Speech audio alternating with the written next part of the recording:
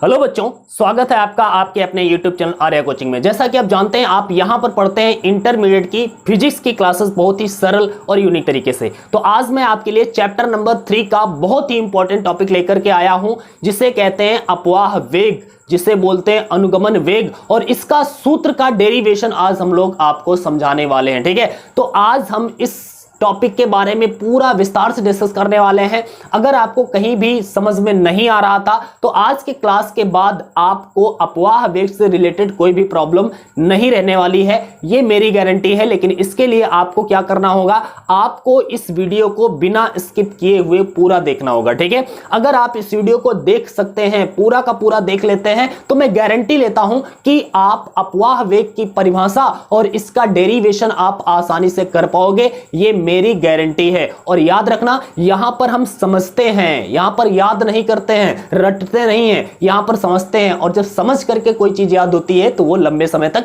याद रहती है। चलो शुरू करते हैं आज की क्लास को। लेकिन उससे पहले मैं जरूर कहूंगा कि अगर आप इस चैनल पर नए हैं तो इस चैनल को जरूर सब्सक्राइब करिए और बेल आइकन को जरूर प्रेस करिए, जिससे आपको आने वाले वीडियोस का नोटिफिकेशन भी मिलता रहेगा। और साथ ही साथ में इस वीडियो को ज्यादा से ज्यादा अपने दोस्तों तक शेयर करिए, जिससे वो भी आ सके यहां पर और अच्छे से हमारे साथ पढ़ाई कर सके। चलो शुरू करते हैं आज की क्लास को। और आज की क्लास में हम लोग पढ़ने वाले हैं क्या, अपवाह वेग, जिसे हम दूसरा नाम से भी जानते हैं अनुगमन वेग के बारे में। ठीक है, तो अनुगमन वेग या अपवाह वेग क्या होता है, इसको समझने के लिए कुछ बेसिक्स बातें जो मैंने पिछले वाली क्लास में आपको समझाई थी, आपको पता होनी चाहिए। अगर आपने नहीं देखी है पिछली वाली क्लासेस तो भाई डिस्क्रिप्शन में आपको लिंक दिया गया है पिछली वाली क्लास का, या फिर इस वीडियो के अंत में इंड स्क्रीन में भी आपको वो वीडियो दिखाई देगा, आप उस वीडियो को देख सकते हैं। और जैसे ही आप उस वीडियो को देख करके इस वीडियो को देखेंगे तो आपको बहुत अच्छे तरीके से ये कॉन्सेप्ट समझ में आने वाला है। ठीक है, तो चलो देखते हैं आखिर अपवाह वेग होता क्या है। मैंने पिछली वाली क्लास में बताया था कि कुछ मुक्त इलेक्ट्रॉन होते हैं। मुक्त इलेक्ट्रॉन क्या होते हैं, मैं ब्रीफ इंट्रोडक्शन इसका दे देता हूं यहां पर, कि ऐसे इलेक्ट्रॉन जो किसी नाभिक के बंधन से मुक्त होते हैं, जो किसी नाभिक के बंधन में नहीं होते हैं, उन्हें हम क्या बोलते हैं, मुक्त इलेक्ट्रॉन कहते हैं। ठीक है, ऐसे इलेक्ट्रॉन जो किसी नाभिक के बंधन में नहीं होते उन्हें मुक्त इलेक्ट्रॉन कहते हैं। और मुक्त इलेक्ट्रॉन करते क्या है, मुक्त इलेक्ट्रॉन पूरे पदार्थ में इधर उधर अनियमित गति करते रहते हैं। ठीक है, तो यहां पर अनियमित गति जो होती रहती है पूरे पदार्थ में, वो किसके कारण होती थी, क्योंकि इलेक्ट्रॉन जो था वो बार बार धनायनों से टकराता था और धनायनों से टकराने के पश्चात उसकी दिशा लगातार बदलती रहती है। ठीक है, तो यहां पर हम लोग ये कॉन्सेप्ट समझने वाले हैं कि आखिर अपवाह वेग क्या है। जिस वेग से वो इधर उधर गति करते हुए जो बदल रहे थे अपनी दिशा को, उस दिशा या उस वेग को हम लोग क्या कहते थे, ऊष्मीय वेग कहते थे। लेकिन यहां पर हम अपवाह वेग की बात करने वाले हैं। अपवाह वेग क्या होता है, यहां पर आप कॉन्सेप्ट समझेंगे। जरा यहां पर देखते हैं, मान लिया हमारे पास कोई एक चालक है और चालक में बहुत सारे मुक्त इलेक्ट्रॉन हैं, करोड़ों की संख्या में मुक्त इलेक्ट्रॉन होंगे। और ये मुक्त इलेक्ट्रॉन क्या करते हैं, तो हमने बताया है कि ये मुक्त इलेक्ट्रॉन लगातार अनियमित गति करते रहते हैं, इधर उधर गति करते रहते हैं। क्यों करते रहते हैं, मान लिया जैसे कोई एक मुक्त इलेक्ट्रॉन है जो मुक्त हो चुका है किसी भी नाभिक से, वो किसी के बंधन में नहीं है, ये क्या करता है, वेग गति करता है। और गति करता हुआ जब आगे बढ़ता है, इसको किसी कोई धनायन मिल जाता है, उस धनायन से टकराता है और टकरा करके उसकी दिशा बदल जाती है। आगे कोई धनायन मिल जाता है, यहां से टकराता है, फिर दिशा बदल जाती है और लगातार इस प्रकार गति करता रहता है। यहां पर एक इलेक्ट्रॉन नहीं है, करोड़ों की संख्या में इलेक्ट्रॉन होते हैं, वो इस प्रकार की अनियमित गति करते रहते हैं। लेकिन जिस वेग से ये गति होती है उस वेग को हम लोग क्या कहते थे, ऊष्मीय वेग। और ये वेग भी बहुत भयंकर होता था, लगभग हमने बताया था आपको 10 की पावर 5 मीटर प्रति सेकंड का वेग करीब होता है, जिसे हम कह सकते हैं 1 लाख किलोमीटर पर सेकंड। ठीक है, तो इस वेग से ये गति करते हैं। लेकिन अब जरा ध्यान से देखेंगे आप, जब हम इसी चालक के सिरों पर विभवांतर स्थापित करेंगे, क्या करेंगे, इस चालक के सिरों पर विभवांतर स्थापित करेंगे। और जब हम इस चालक के सिरों पर विभवांतर स्थापित करने का मतलब है इसे हम बैटरी से कनेक्ट करते हैं, तो क्या होता है, यहां से विभवांतर मिलता है, मतलब यहां पर बैटरी का जो विभव होता है वो इस चालक के सिरों पर स्थापित हो जाता है। और जैसे ही बैटरी के द्वारा चालक के सिरों पर विभवांतर स्थापित होता है तो चालक के भीतर बन जाता है वैद्युत क्षेत्र। क्या बनता है, वैद्युत क्षेत्र। वैद्युत क्षेत्र का डायरेक्शन क्या होता है आपको पता होगा, वैद्युत क्षेत्र का डायरेक्शन प्लस से माइनस की ओर होता है। हम कह सकते हैं कि वैद्युत क्षेत्र की दिशा इस प्रकार, ये दिशा वैद्युत क्षेत्र की यहां पर दिखाई गई है, मतलब चालक के भीतर इस दिशा में एक वैद्युत क्षेत्र बन जाता है। अब वैद्युत क्षेत्र करता क्या है, तो वैद्युत क्षेत्र करता क्या है, वैद्युत क्षेत्र का काम होता है इलेक्ट्रॉनों पर बल लगाना, ठीक है, इलेक्ट्रॉनों पर बल लगाना अर्थात किसी भी आवेश पर बल लगाना। आवेश पर बल लगता है, अगर वो धनावेश है तो उस पर उसकी दिशा में वैद्युत क्षेत्र की दिशा में बल लगेगा, और अगर ऋणावेश है तो वैद्युत क्षेत्र की विपरीत दिशा में बल लगेगा। इलेक्ट्रॉन होता है ऋणावेशित, इसका मतलब है इलेक्ट्रॉन पर बल लगेगा वैद्युत क्षेत्र की विपरीत दिशा में। और यहां पर आप ध्यान से देखेंगे, यहां पर अगर इलेक्ट्रॉन है और इस पर इस दिशा में बल लगेगा, क्योंकि वैद्युत क्षेत्र इस दिशा में है, इलेक्ट्रॉन पर बल लगेगा इस दिशा में, तो ये जो इलेक्ट्रॉन इस दिशा में जा रहा था वो तो इस दिशा में और स्पीड से जाने लगेगा, लेकिन जो इलेक्ट्रॉन इस दिशा में जा रहा होगा, जो इलेक्ट्रॉन इस दिशा में जा रहा होगा, जो इलेक्ट्रॉन इस दिशा में जा रहा होगा, क्योंकि सारे इलेक्ट्रॉन अनियमित गति कर रहे थे, कोई इधर जा रहा था, कोई इधर जा रहा था, कोई इधर जा रहा था, अलग अलग प्रकार की गति कर रहे थे। तो अलग अलग प्रकार की गति या अलग अलग दिशाओं में गति अभी तक हो रही थी, लेकिन जैसे ये विभवांतर स्थापित करते हैं, वैद्युत क्षेत्र बनता है, वैद्युत क्षेत्र बल लगाता है, और उस बल के कारण, वो बल का डायरेक्शन क्या है, ये वैद्युत क्षेत्र की विपरीत दिशा में, तो इस वैद्युत क्षेत्र की विपरीत दिशा में बल लगता है, जिसके कारण सारे इलेक्ट्रॉन, जो इधर जा रहा था वो भी अब इधर चलना शुरू करता है, जो इधर जा रहा था वो भी अब इधर ही चलना शुरू करता है, कि जितने भी इलेक्ट्रॉन अभी तक इधर उधर चलने की कोशिश कर रहे थे, अनियमित गति कर रहे थे, वो सारे इलेक्ट्रॉन एक निश्चित दिशा में चलने लगते हैं, एक निश्चित दिशा में नियत वेग से चलने लगते हैं, और इन इलेक्ट्रॉनों के वेग को, ये जो नियत वेग है, इस वेग को ही हम अपवाह वेग कहते हैं। कॉन्सेप्ट समझिए, मैंने आपको कॉन्सेप्ट क्या समझाया, अभी एक लोग आए थे वो हमें डिस्टर्ब करके थोड़ा चले गए, लेकिन कोई बात नहीं है, मैं आपको समझाने वाला हूं, पूरा डिस्कस करने वाला हूं, विस्तार से समझाने वाला हूं। लेकिन आपको एक बात करनी पड़ेगी, आप इस वीडियो को लेट करके नहीं देखेंगे, क्योंकि अगर आप लेट करके देखते हैं तो भैया कंसंट्रेशन आपका अच्छा नहीं हो पाता है, ठीक है। इसलिए बैठ जाओ, अगर लेटे हुए तो बैठ जाओ और आराम से इस वीडियो को देखिएगा, अच्छे से समझ में आने वाला है। मैंने क्या बताया है अभी तक, मैंने बताया है किसी चालक में मुक्त इलेक्ट्रॉन होते हैं, हाँ होते हैं। मुक्त इलेक्ट्रॉन क्या करते हैं, अनियमित गति करते रहते हैं इधर उधर, ऊष्मीय वेग जिसे कहते हैं, तो ऊष्मीय वेग से अनियमित गति होती रहती है उनकी। लेकिन जैसे ही उस चालक के सिरों पर बैटरी जोड़ी जाती है, जैसे ही चालक के सिरों पर बैटरी जोड़ी जाती है, तो वही इलेक्ट्रॉन जो अभी अनियमित गति कर रहे थे, वो सारे इलेक्ट्रॉन अब एक निश्चित दिशा में गति करने लगते हैं, और ये निश्चित दिशा में इलेक्ट्रॉनों की जो गति होती है, इस गति का जो वेग होता है उसी को क्या कहते हैं, अपवाह वेग कहते हैं। तो इलेक्ट्रॉनों का वह वेग जिससे ये निश्चित दिशा में गति कर रहे हैं, उस वेग को हम क्या कह पा रहे हैं, अपवाह वेग कहते हैं। अपवाह वेग का डेफिनेशन अगर लिखना हो तो मैं आपके लिए यहां पर डेफिनेशन भी लिख देता हूं। लिखते हैं कि जब किसी चालक के सिरों पर विभवांतर स्थापित किया जाता है, भैया कब होगा अपवाह वेग उत्पन्न कब होगा, जब किसी चालक के सिरों पर विभवांतर स्थापित किया जाता है, तो क्या होता है, चालक में उपस्थित मुक्त इलेक्ट्रॉन एक निश्चित दिशा में एक नियत वेग से गति करने लगते हैं। इलेक्ट्रॉनों के इस नियत वेग को ही क्या कहते हैं, अपवाह वेग कहते हैं। भाई दोबारा सुनिए, ध्यान से सुनिए, मैंने क्या बोला है, जब किसी चालक के सिरों पर, जब कोई चालक, मान लिया चालक के सिरों पर विभवांतर स्थापित किया जाता है, मतलब बैटरी लगाई जाती है, तो जब किसी चालक के सिरों पर विभवांतर स्थापित किया जाता है, तो चालक में उपस्थित मुक्त इलेक्ट्रॉन एक निश्चित दिशा में एक नियत वेग से गति करने लगते हैं। इलेक्ट्रॉनों के इस नियत वेग को ही क्या कहते हैं, अपवाह वेग कहते हैं, अपवाह वेग कहते हैं। भाई गला मेरा थोड़ा गड़बड़ है लेकिन आपके लिए पढ़ाना भी जरूरी है, पढ़ाना जरूरी था इसलिए मैं आया, ठीक है। तो अपवाह वेग आप समझ गए होंगे, मैं इसे लिख देता हूं, आप स्क्रीनशॉट भी ले लेना, ठीक है। यहां पर मैं क्या लिखता हूं, जब किसी चालक के सिरों पर, जरा मार्कर चेंज कर लेता हूं, ठीक है, क्या हो जाएगा, जब किसी चालक के सिरों पर, चालक के सिरों पर क्या लगाया जाता है, विभवांतर स्थापित किया जाता है। विभवांतर, देखिए विभवांतर स्थापित किया जाता है,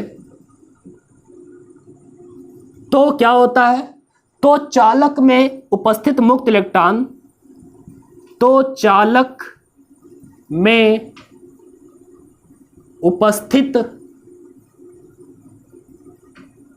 मुक्त इलेक्ट्रॉन एक निश्चित दिशा में, या निश्चित दिशा क्या, वैद्युत क्षेत्र की विपरीत दिशा में कह लेते हैं, क्योंकि इलेक्ट्रॉन हमेशा वैद्युत क्षेत्र की विपरीत दिशा में ही चलते हैं, कारण क्योंकि उन पर बल ही विपरीत दिशा में लगता है। ठीक है, तो उसमें उपस्थित मुक्त इलेक्ट्रॉन वैद्युत क्षेत्र की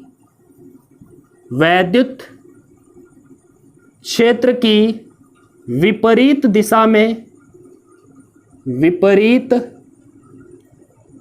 में एक नियत सूक्ष्म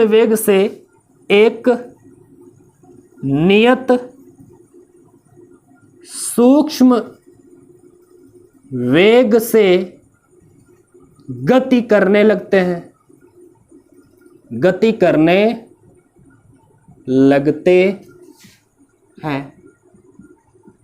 इलेक्ट्रॉनों के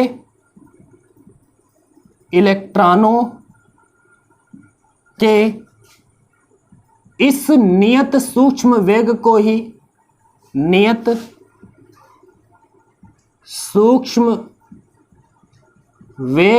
ही क्या कहते हैं, अपवाह वेग कहते हैं। अपवाह वेग कहते हैं। ठीक है भाई, और इस अपवाह वेग को व्यक्त काहे से करते हैं, तो याद रखना इसे डी सफिक्स में है। ठीक है, वीडी से व्यक्त करते हैं, इसे वीडी से व्यक्त करते हैं।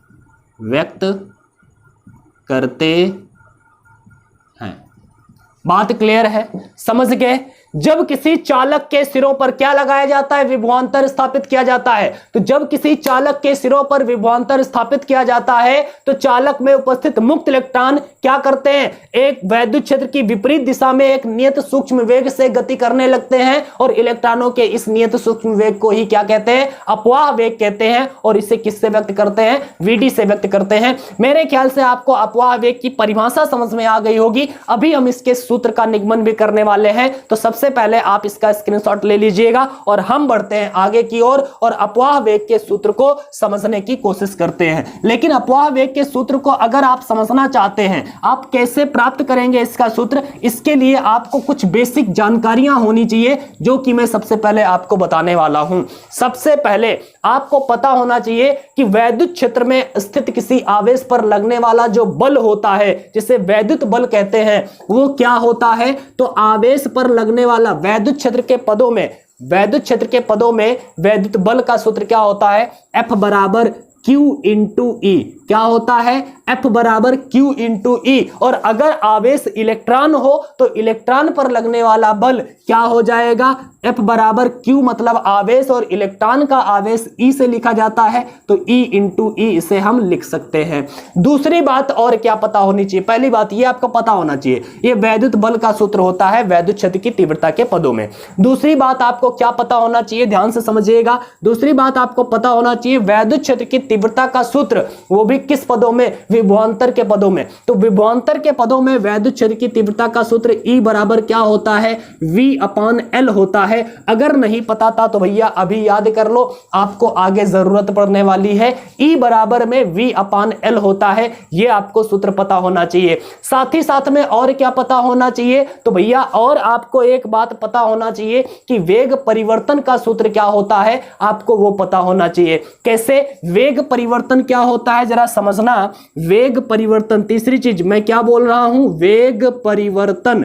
तो वेग परिवर्तन का सूत्र क्या होता है, हम कहां से लाएंगे, ध्यान से देखना। आपने कभी पढ़ा होगा त्वरण का सूत्र, त्वरण बराबर होता है वेग परिवर्तन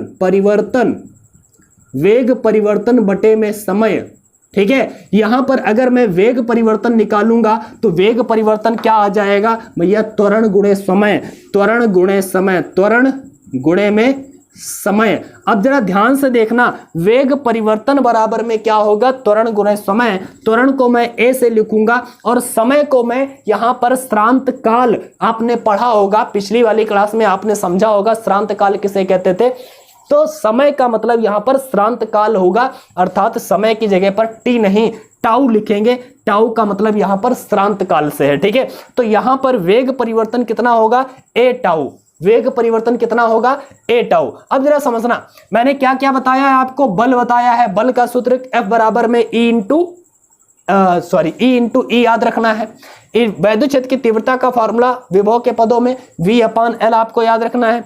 वेग परिवर्तन क्या होता है, A इंटू टाउ, ये आपको याद रखना है। और साथ ही साथ में आपको याद रखना है बल का सूत्र। बल बराबर में क्या होता है, त्वरण का सूत्र। त्वरण, बल के पदों में त्वरण का सूत्र क्या होता है, तो याद रखिएगा त्वरण का सूत्र क्या होता है बल के पदों में। त्वरण का सूत्र वेग परिवर्तन बटे समय तो होता ही है, त्वरण के पदों में बल का मैं क्या बोल रहा हूं यार, बल के पदों में त्वरण का सूत्र क्या होता है यह भी आपको पता होना चाहिए, जिसे हम बोलते हैं बल बटे द्रव्यमान। बल बटे द्रव्यमान आपने कहीं ना कभी पढ़ा होगा, F बराबर में m इंटू ए। तो यहां से अगर मैं त्वरण निकालूं A, तो A बराबर में F/m आएगा। इसका मतलब है त्वरण बराबर में है बल बटे में द्रव्यमान, वही मैंने लिखा है।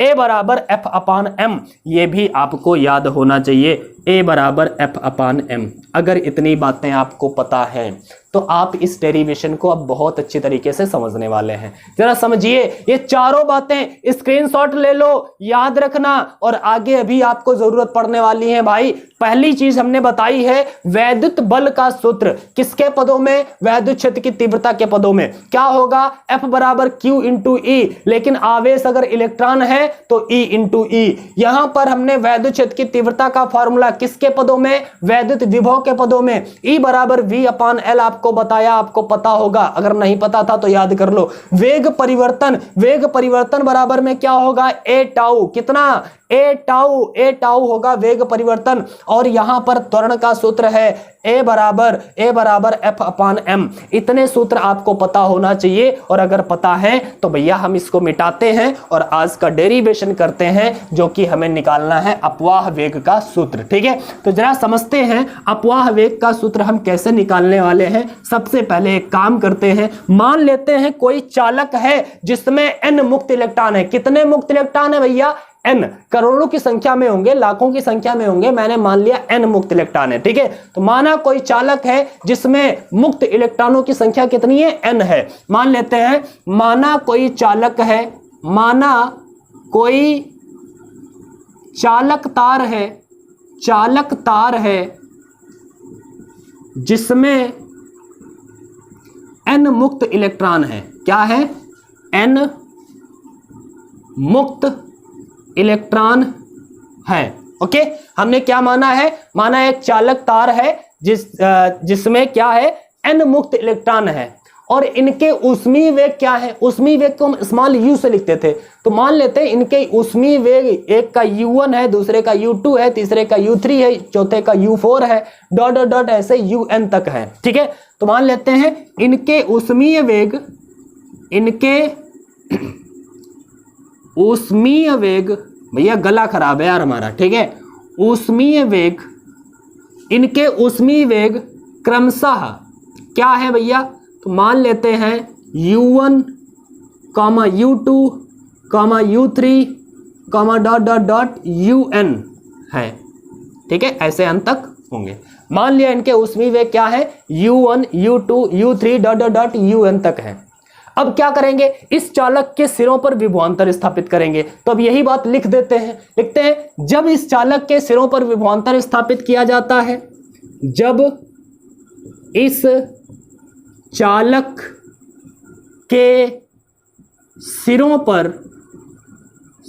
पर क्या करते हैं भैया, विभवांतर स्थापित करते हैं।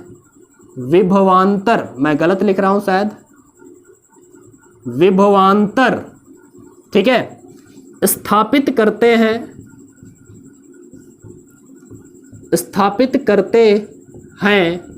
तो क्या होता है, वेग परिवर्तन होता है। भैया विभवांतर स्थापित होगा जिसके कारण बल लगेगा, और उस बल के कारण त्वरण उत्पन्न होगा, और त्वरण के कारण वेग में परिवर्तन आएगा। समझ रहे हो ना, मैंने क्या बोला, विभवांतर स्थापित करेंगे, विभवांतर स्थापित होने के कारण क्या होगा, वहां पर वैद्युत क्षेत्र बनेगा। वैद्युत क्षेत्र क्या करेगा, उन पर बल लगाएगा और बल के कारण त्वरण उत्पन्न होगा और त्वरण क्या करेगा, वेग परिवर्तन करेगा। तो मान लेते हैं इनका वेग परिवर्तन कितना हुआ है, एक का। मैंने अभी बताया था वेग परिवर्तन क्या होगा, a टाउ। तो पहले का वेग परिवर्तन a टाउ 1 हो गया, दूसरे का a टाउ 2 हो गया, तीसरे का a टाउ 3 हो गया। तो पहले वेग u1 था, बाद में नया वेग क्या हो जाएगा। तो स्थापित करते हैं तो क्या लिखेंगे, जब इस चालक के सिरों पर विभवांतर स्थापित करते हैं तो इलेक्ट्रॉनों के वेग क्रमशः क्या हो जाते हैं, तो इलेक्ट्रॉनों के वेग क्रमशः